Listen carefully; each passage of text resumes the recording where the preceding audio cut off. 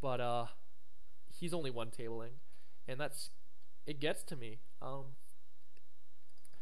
I don't know what you guys think about that, but okay, so I leveled myself again. Uh, he took a bit longer on that flop, and that led me to believe that he was thinking about whether he should bet out his trips or if he should bet out his overpair. So clearly, we leveled ourselves, and he didn't have anything that hand. But what we do know is that he's still calling with Queen Six offsuit in a 3x pot. So uh, he's shown us that he's calling way too wide in position, out of position. Sorry. So 7-8 suited. Excuse me. Won't be doing anything too ridiculous. Flop the gutter, and we're gonna lead out here. The board is fairly neutral. Calls us on the turn. I think quite often enough, he'll have the draw. Probably has a deuce. Yeah, he has the deuce. But if he has a 3 there, he's calling the turn. Probably folding the river if he misses, which when the board paired, he did miss. Here, I hope you lead out again, Burkina, please. He took a while. We will build a pot though. Extremely draw heavy board.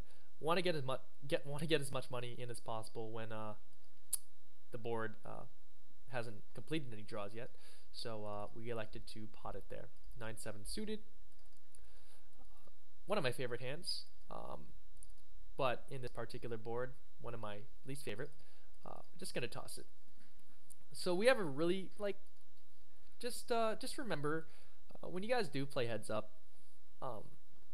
I guess I should make a separate video about this at some point in the future, but in terms of the winning mindset and what to do when you lose when you're ahead and how to deal with downswings and variance, that's an entirely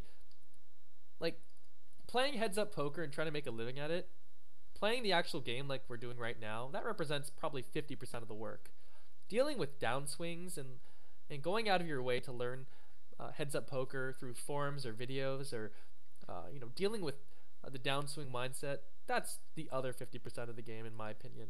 And I guess I'll make a separate video on how I've progressed and how I'm dealing with it, because honestly I'm coming off a downswing myself. I'm still on a downswing myself, and I'm working on ways to deal with it, to turn the negativity that comes out of those downswings into something positive, like making a video. And so if you guys are aspiring to learn heads up poker, I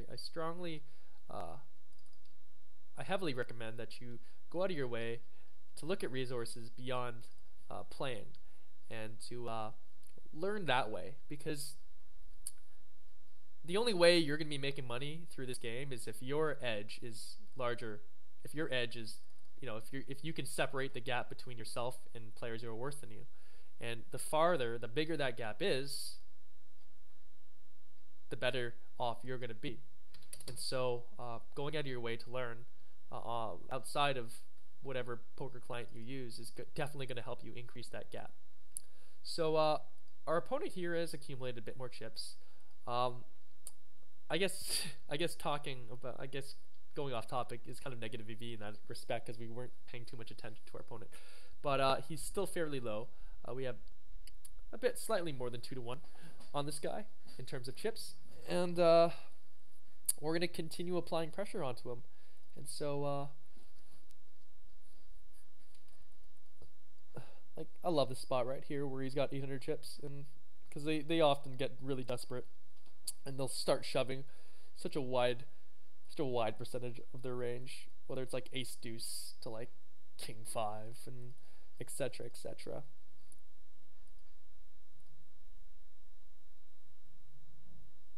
Okay, so we'll take our showdown value here, and hopefully he has nope, he decides to bet. So we haven't seen if this guy is capable of bluffing yet, but he is calling fairly wide pre-flop, so we're definitely going to be limiting our pre-flop raising range. And we'll be looking to start stealing some of his limps. Here I will c-bet. Here I will try to take it down on the turn.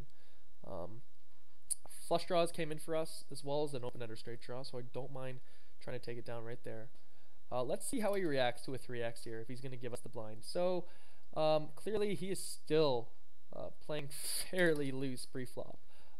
This board is something that I expect him to be scared of, though. If he's calling any two cards, that king and ace must be frightening for him. Here, we will elect just a flat.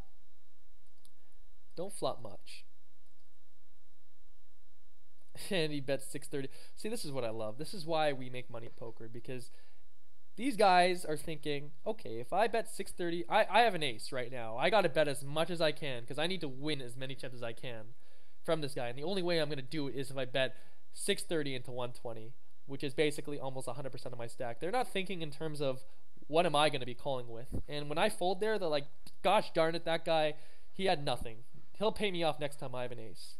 And what this guy has to realize is that two players are not going to be making the same pair that often. There are only four of each card, and it's just very unlikely that we'll be making the same pair as he does.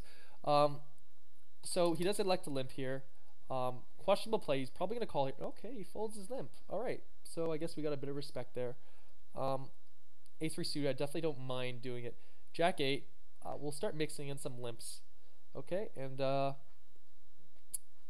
flop comes ace high, bets 90 into 60, and we're just going to let it go. You know, mixing is also something Primordial AA definitely recommends, and you should adjust your mixing based on.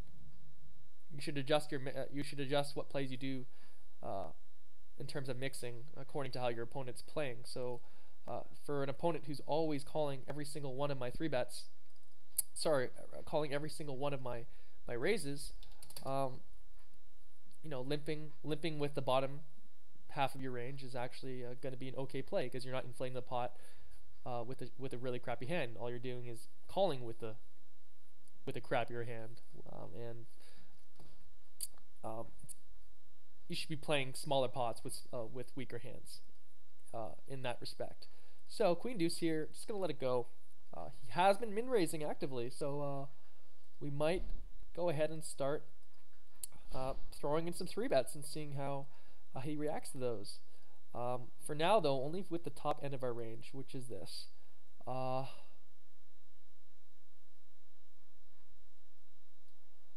raise a fair amount and shove basically all flops. Okay, and flop the ace. Now, how am I going to get his stack? That's the real question. A really, really, really dry board. I want to bet enough where he doesn't know that he's committing himself. So we're going to bet less than half pot. And, okay, so he folds. I was thinking about betting 100, but then he'd be having some really good odds to call with a draw. I like to bet minimum in those spots, not for value, but to induce my opponents into doing something they might not necessarily do. And by betting small, it's usually an indicator of being fairly weak. And with that in mind, I want my opponent to essentially make a play that they might not necessarily do, make a bluff that they might not necessarily make in any other circumstance. So here we flop top pair. You know, we're never folding top pair here. Please show up with a 7. Yeah, so he shows up with the worst hand in poker, and we're about 80% favorite to win this hand. And we do win it, so good for us. And he automatically declines us. And I'll call that a video. All right.